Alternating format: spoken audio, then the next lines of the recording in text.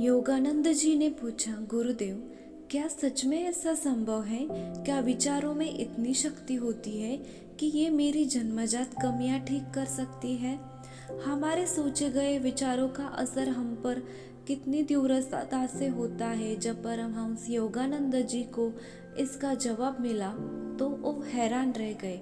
बचपन से परमहंस योगानंद जी की पाचन शक्ति कमजोर थी, जिस कारण उनका वजन हमेशा कम रहता। वे थोड़ी मेहनत करने के बाद काफ़ी थक जाते। अगर लंबी यात्रा कर लेते तो शरीर टूट जाता, जिस कारण वे कई बार हीन भावना महसूस करते।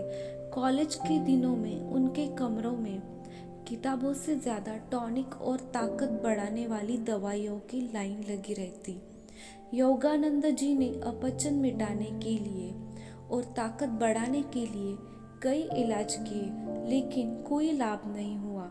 फिर आश्रम आने पर योगानंद जी मन ही मन सोचा करते थे, क्या मैं इतने दुर्बल शरीर के साथ साधना कर पाऊंगा? परमहंस योगानंद जी कहते हैं, एक बार मैं आश्रम के बरामदे में बैठा था। अचानक गुरुजी युक्तेश्वर जी की नज़र मुझ पर आके पड़ गई। उन्होंने अचानक कहा, अरे मुकुंद, तुम बहुत दुबले पतले हो। योगानंद जी कहते हैं, शायद गुरुजी ने मेरे अंतर मन के विचार और हीन भावना पढ़ ली थी। योगानंद जी कहते हैं कि गुरुजी इस बात ने मेरी दुखती रग को छू लिया। योगानंद जी ने कहा, गुरुदेव, मुझे मेरी धसी हुई आंखें और दुर्बल शरीर अच्छा नहीं लगता। मैं बचपन से ही अपच का शिकार हूँ, जिस कारण मेरा शरीर कमजोर ही रहता है। औषधियों से में कोई लाभ नहीं होता। गुरु युक्तेश्वर ने कहा, मुकुंद, औषधियों की अपनी सीमा है। तुम्हारी बीमारी कमजोरी का कारण तुम खुद हो, क्योंकि तुमने अपनी शक्ति का प्रयोग बहुत सीमित रखा है। तुमको खुद में बीमारी दिखती है। तुम अपनी कमजोरी पर इतना भरोसा करते हो, जिस कारण तुम खुद से कमजोर और हीन भावना वाले विचार बोलते हो। अगर तुम सोचो कि तुम स्वस्थ और बलवान हो और इन शक्तिशाली विचारों को पूर्ण विश्वास से मन में रोक लो, तो अतिशीघ्र स्वस्थ और बलवान हो जाओ। योगानंद जी ने पूछा, गुरुदेव, क्या सच में ऐसा संभव है? क्या सोचने मात्र से ऐसा हो सकता है? क्या विचारों में इतनी शक्ति होती है कि ये जन्मजात बीमारी ठीक कर सकते हैं? युक्तेश्वर जी ने कहा, बात केवल सोचने भर की नहीं है। चलो मैं तुम्हें मेरे जीवन का अद्भुत अनुभव सुनाता। एक बार मैं 2 महीनों तक टाइफाइड से पीड़ित रहा, जिस कारण मैं बहुत कमजोर हो गया। मेरा बुखार ठीक हुआ तो मैं उसी हालत में अपने गुरु लहाड़ी महाशय जी के दर्शन करने गया। मैंने गुरु लहाड़ी महाशय जी से कहा, मैं बहुत बीमार था, इसीलिए मेरा वजन कम हो गया। शरीर में किसी प्रकार की साधना करने की शक्ति नहीं बची है। लहाड़ी महाशय ने कहा, युक्तेश्वर, मैं देख रहा हूँ कि तुम पहले तो तुमने खुद को जानबूझकर बीमार कर लिया। अब कह रहे हो कि तुम कमजोर हो गए हो, पर तुम चिंता मत करो। मुझे विश्वास है कि कल तक तुम्हारा स्वास्थ्य बेहतर हो जाएगा। युक्तेश्वर जी ने कहा कि मैंने लहाड़ी महाशय की बात पर श्रद्धा भाव से विश्वास कर लिया। मुझे पूरे दिन लगता रहा कि गुरुजी अपनी शक्ति से मुझे ठीक करने वाले हैं। युक्तेश्वर जी कहते हैं, अगले दिन सुबह उठते ही मुझे ऐसा लगा कि मेरे पूरे शरीर में ऊर्जा की सिरन हो रही है। मुझे बहुत हल्का लग रहा है। मैं तत्काल दौड़ते ही लहाड़ी महाशय के पास गया और उल्लास के साथ बताया, गुरुदेव, कई सप्ताहों में पहली बार मुझे अपने अंदर स्फूर्ति और ताकत का अनुभव हो रहा है। आपने अपनी शक्ति से मुझे स्वस्थ कर दिया।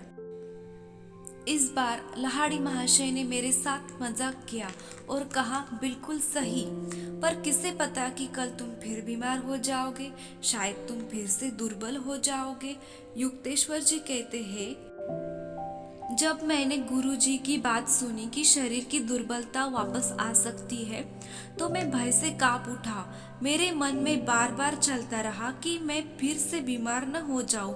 फिर अगले दिन कुछ अजीब हुआ, मैं इतना बीमार हुआ कि मैं ठीक से चल नहीं पा रहा था।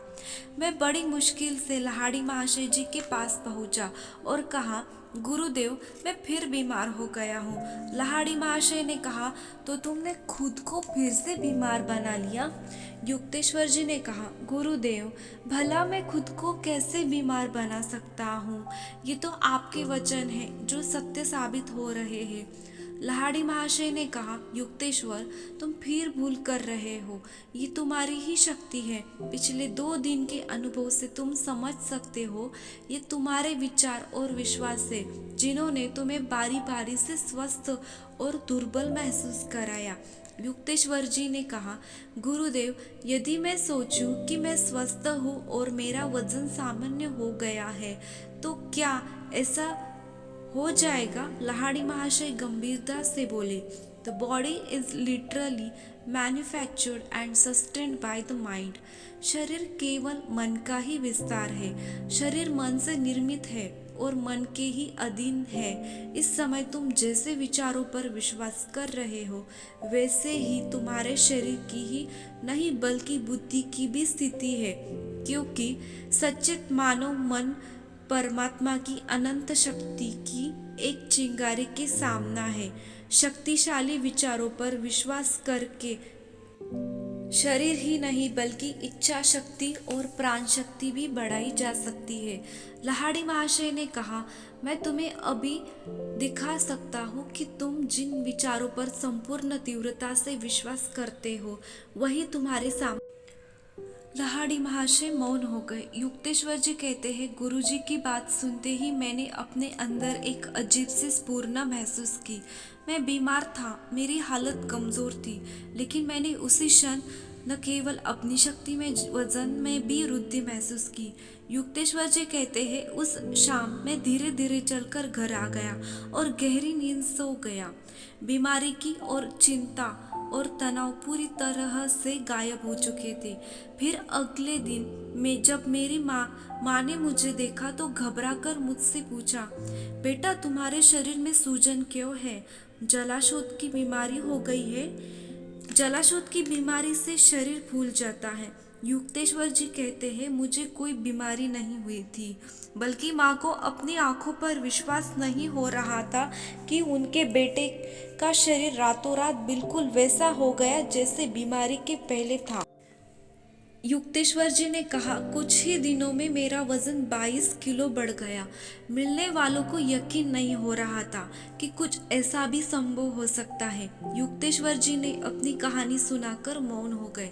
इस घटना को सुनने के बाद गुरुदेव शब्दों पर तुरंत विश्वास कर लिया। अपच की बीमारी और शरीर की कमजोरी को लेकर मैंने इच्छित शारीरिक शक्ति अर्जित कर ली और इसके बाद कभी अपच की बीमारी नहीं हुई। परमहंस योगानंद जी कहते हैं, शक्तिशाली विचारों पर विश्वास करो। इससे पहले मैंने कई वैद्यों को दिखाया, लेकिन मैंने कभी इस बात पर विश्वास ही नहीं किया कि मैं पूरी तरह ठीक हो चुका हूँ। इसीलिए मैं कभी ठीक हो भी नहीं पाया। पर उस दिन मुझे समझ आया कि खुद पर विश्वास होना ही सबसे बड़ी दवा है। तो सवाल है कि हम अपने विचारों की शक्ति कैसे विकसित करें। सबसे पहले हर स्थिति में अच्छाई देखो। परमहंस योगानंद जी कहते हैं, यदि कोई स्वयं को अक्सर विकृत सोचने की अनुमति देता है तो उसका चेहरा भी वैसा ही विकृत हो जाता है। अपने मन को प्रशिक्षित करो कि वो हर स्थिति में, हर व्यक्ति में केवल अच्छा ग्रहण करे।